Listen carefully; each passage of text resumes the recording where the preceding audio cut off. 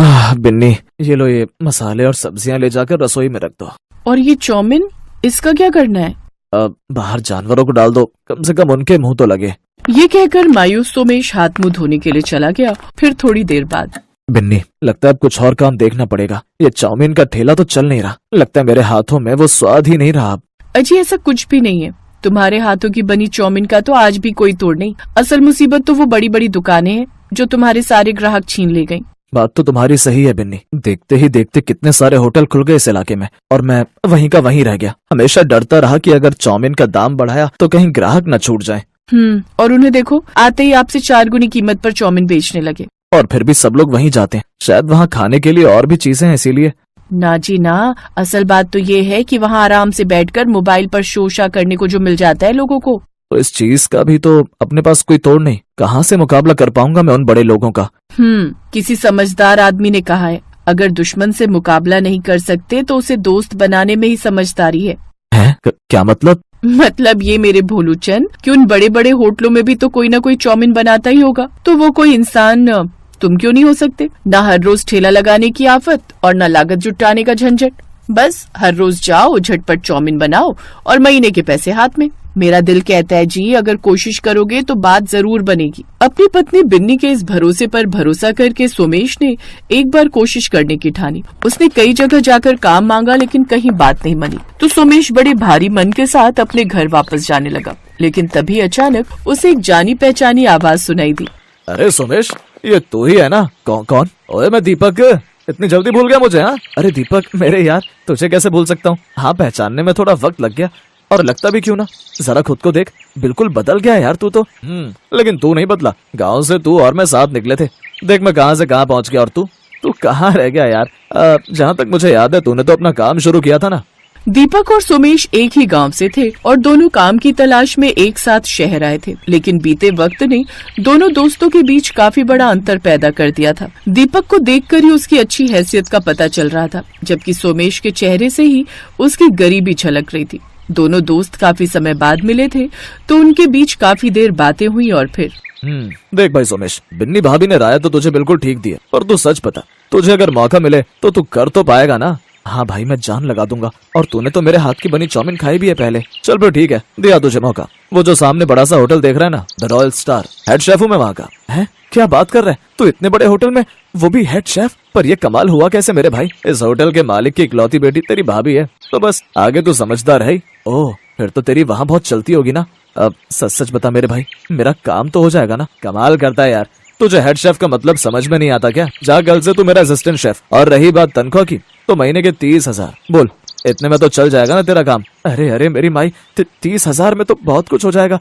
शुक्रिया मेरे दोस्त। यूँ तो दीपक और सोमेश की मुलाकात बस एक इत्तेफाक ही थी, लेकिन ये इत्तेफाक सोमेश की किस्मत बदल चुका था। दीपक का असिस्टेंट शेफ बनकर सोमेश की माली हालत तो सुधरी ही, साथ ही अब उसकी बनाई हुई चाउमीन लोगों की पहली पसंद बनने लगी। और फिर क्या सारे ऑर्डर्स में सिर्फ चाउमीन? ऐसे कैसे चलेगा? इतने बड़े होटल में हम क्या सिर्फ चाउमीन बेचने के लिए बैठे? जाओ कस्टमर से जाकर बोलो चाउमीन आउट ऑफ स्टॉक है, वो कुछ और ऑर्डर करें। बट सर, जितना कहा जाए उतना करो। भूल गए तुम्हें ऐसी बात की सैलरी मिलती है? जी सर। भले ही सोमेश को इतना बड़ा मौका देने वाला दीपक ही था, लेकिन सच ये था कि एक अच्छा दोस्त होने के बावजूद दीपक को सोमेश की वाहवाही बर्दाश्त नहीं हो रही थी।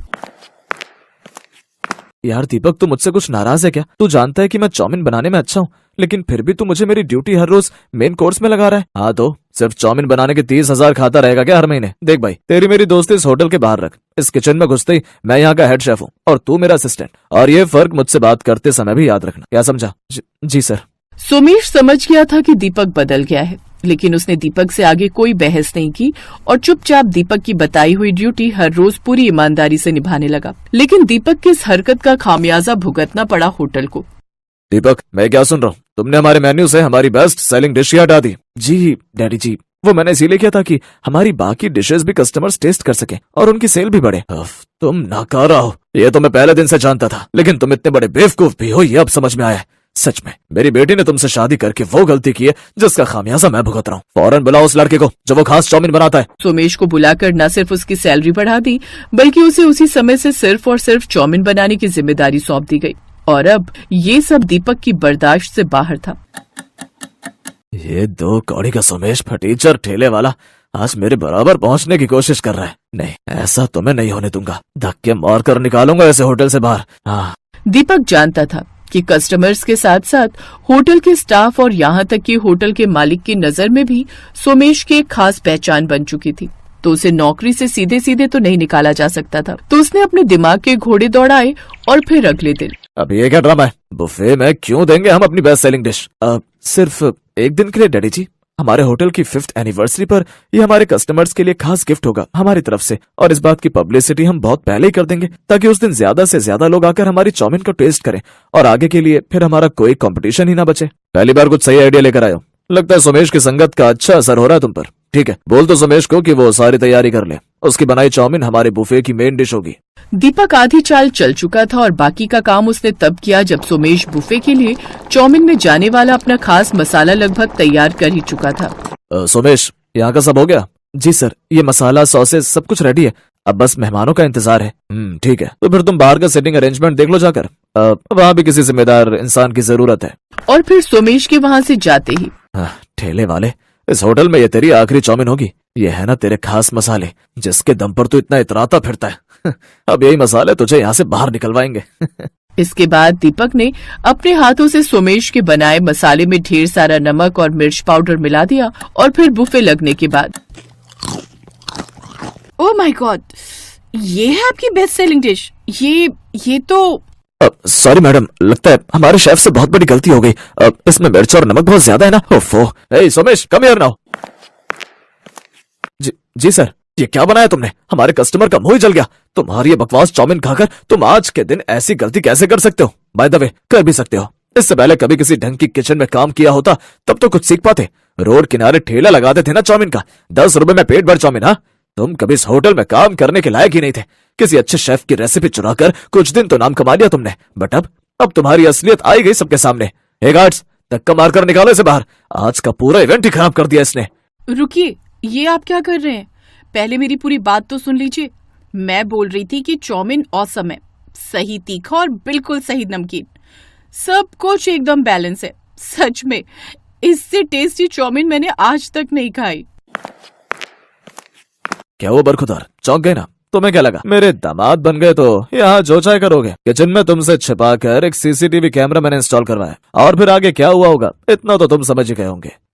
डैडी जी, सॉरी डैडी जी, मुझसे बहुत बड़ी गलती हो गई। मैं आगे से तुम और कुछ गलत नहीं कर पाओगे, क्योंकि वो सब करने के लिए तुम यहाँ रहोगे ही नहीं। मैं अभी के अभी तुम्हें फायर करता हूँ। और रही बात सोमेश तुम्हारी, तो तुम आज से इस होटल के नए हेड शेफ होगे। आज से तुम्हारी सिग्नेचर डिश इस होटल की पहचान होगी, ठेले की चाउमीन। यस, जहाँ से इस खास डिश की शुरुआत हुई, अब से इसका नाम भी वही होगा। सोमेश को उसकी मेहनत का और दीपक को उसकी करनी का फल मिल चुका था। सोमेश के ठेले की चाउमीन के चर्चे अब दूर दूर तक थे और उसका रुतबा हर बीतते दिन के साथ बढ़ रहा था।